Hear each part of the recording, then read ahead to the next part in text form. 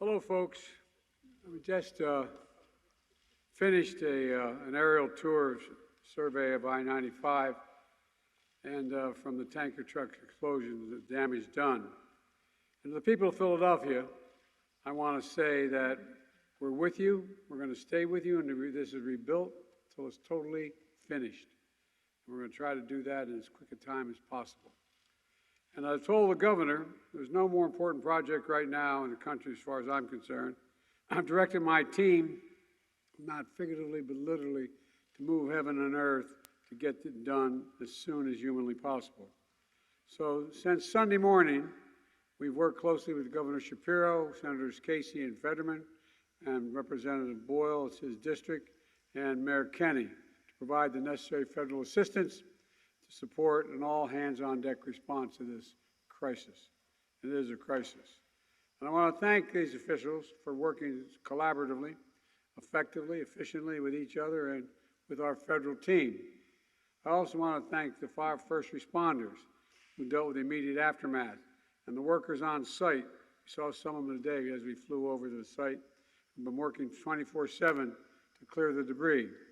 Within hours of the crash, officials from the U.S. Department of Transportation were on the ground supporting Pennsylvania officials to get the site cleared and be able to start the rebuilding.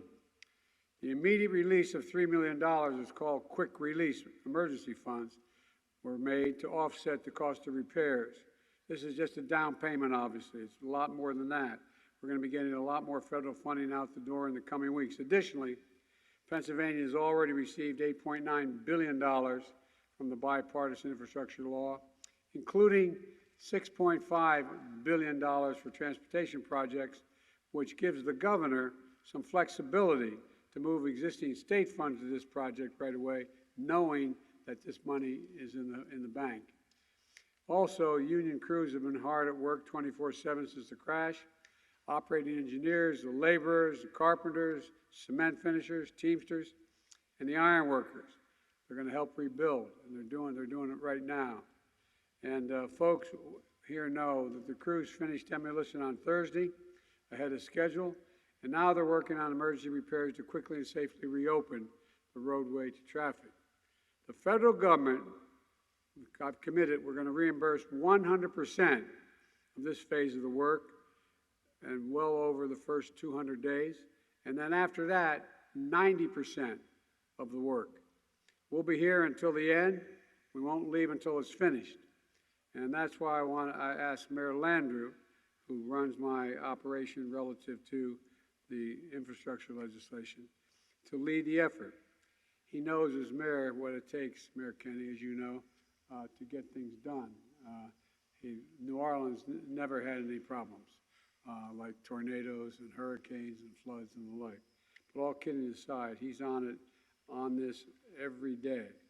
We're using materials made of recycled glass, manufactured here in Delaware County, Pennsylvania, and the design of the project is incredibly innovative in order to get this work done in record time.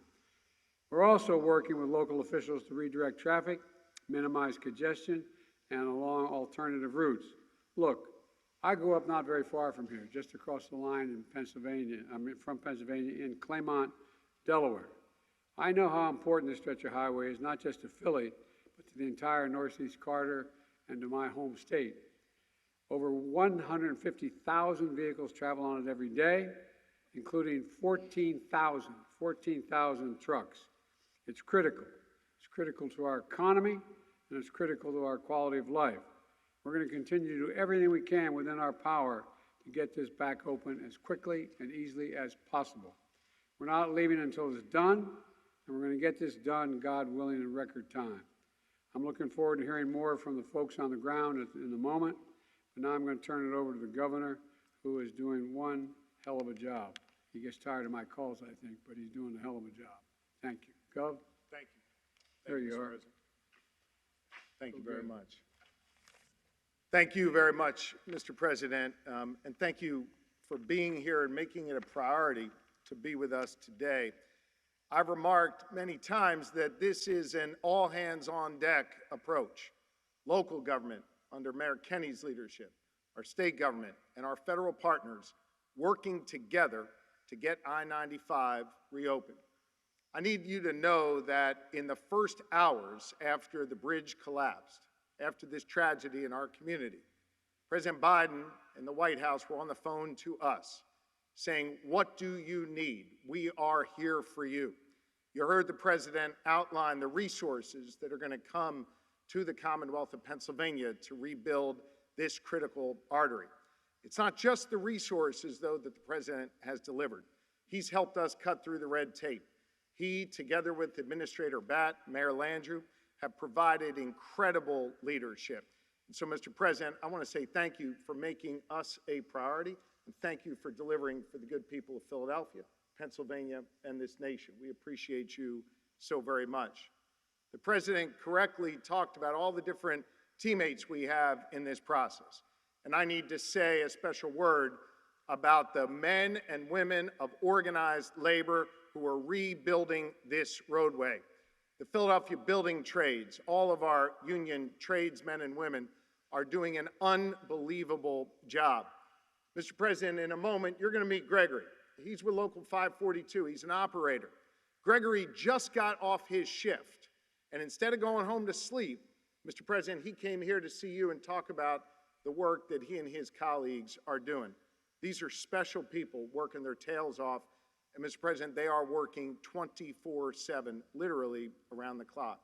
They're working together with my team at PennDOT, led by Secretary Mike Carroll, who's doing an incredible job. You know, Mr. President, Secretary Carroll's got a real nice office in Harrisburg, but he has not left his post here in Northeast Philadelphia overseeing this work. And Mr. Secretary, we appreciate your incredible work.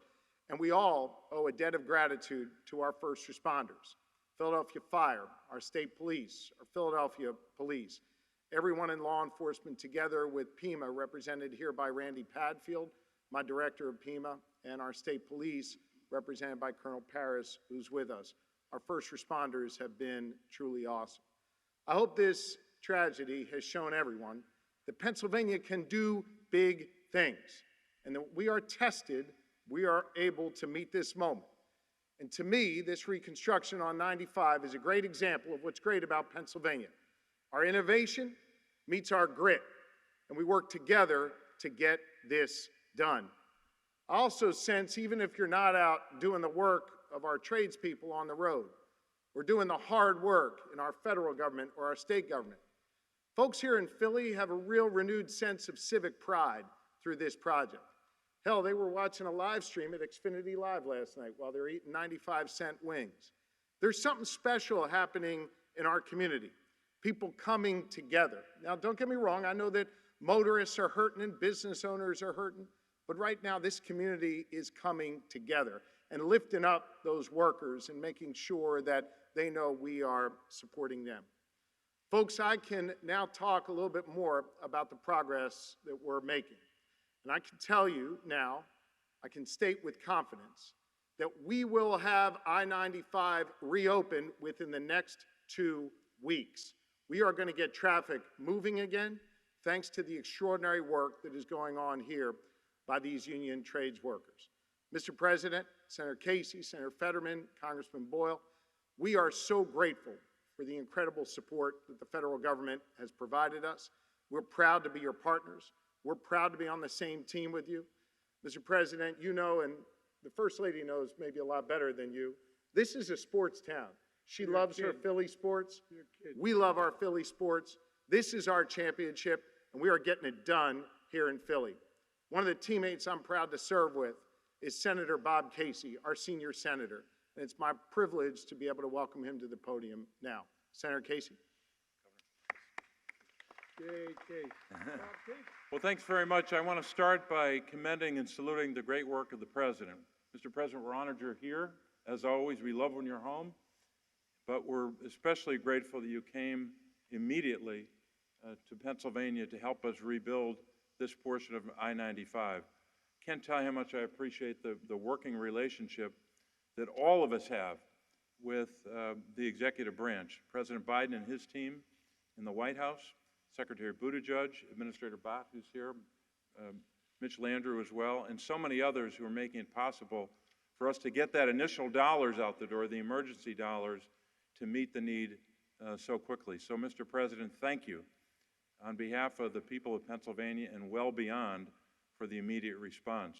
I want to commend and salute as well the governor and his team, Governor Shapiro and his office, Secretary Carroll, and all the men and women who make it possible for us to stand here today and be prepared to rebuild this section of I-95. And that goes as well, of course, obviously, to Mayor Kenney and his team. And when you think about it, as the President made reference to, and the Governor, all of those men and women who responded initially, those brave men and women, whether they're firefighters or emergency responders, employees of PennDOT, city workers, so many came to the aid of a community. And now you have a whole group of other great Pennsylvanians, union members and others, who are making it possible for us to rebuild I-95 in this section. So we're honored by that work. We still have more work to do, but I'm grateful to hear what the governor just told us. And I'm also grateful that we have a delegation in this region. Whatever we need to do, Senator Fetterman and I, Representative Boyle, Representative Evans we saw earlier today, and so many others, supporting this effort to make sure that we get this done. But we're grateful for the leadership already and grateful for those who have done the hard work to respond and to begin the rebuilding process.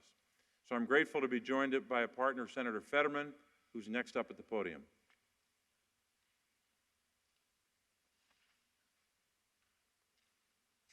Mr. President, a little over a year ago, the President and I were standing right next to each other at a collapsed bridge in western Pennsylvania, a bridge that I drove over just the night before with my young son.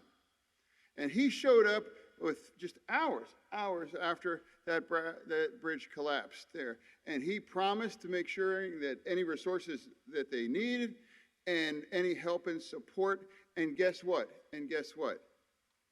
That bridge was rebuilt less than a year, well in front of time.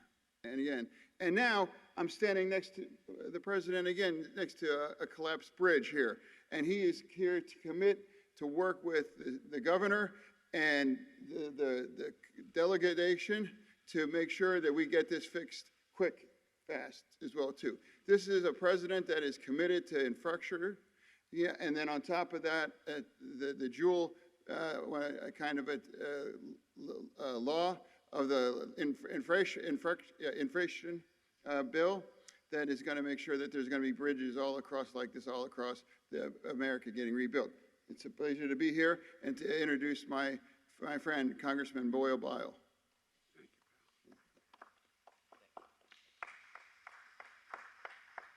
Well, thank you. I'm Congressman Brendan Boyle, but the main reason why I'm here, forget that I'm Congressman. More importantly, I am a Northeast Philadelphia resident and a daily commuter on that section of I-95.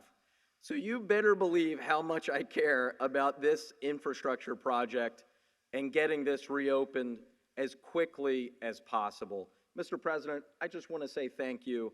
That very early Sunday morning, my first phone call was to the White House.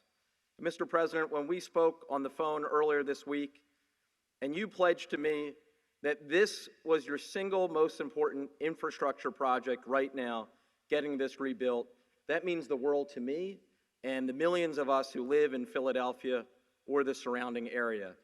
In my lifetime, I have never seen a president more engaged or in this city and area more often than President Joe Biden. So thank you. And Josh, I just want to say my second call, right after talking to the White House, my second call was to you.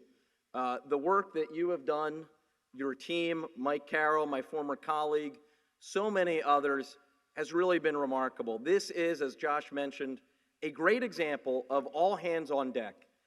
Federal, state, and local officials working together. Mayor Jim Kenney, you've probably been to the site more than almost anyone, and I want to thank you and everyone involved with the city for your effort as well. You know, this is even bigger, though, than just repairing a critical part of I-95. As I pointed out earlier this week, if you draw a 50 or 75-mile radius circle anywhere on I-95 from Maine to Miami, this is the most densely populated part of I-95. That's how critical this road is. But as critical as it may be, there's something even bigger at play. There is a cynicism that many of us have to fight in Washington day in and day out. Those who propagate a view that government can't do things, can't achieve big things. We're going to prove them wrong. Thank goodness we proved them wrong last term by passing and you signing the bipartisan infrastructure bill so that we have the resources to be able to meet and tackle this challenge. We're going to prove them wrong again by rebuilding, as Josh said, this road faster than any other similar collapse that we've seen in the country. That is the way we get people believing back in their government again.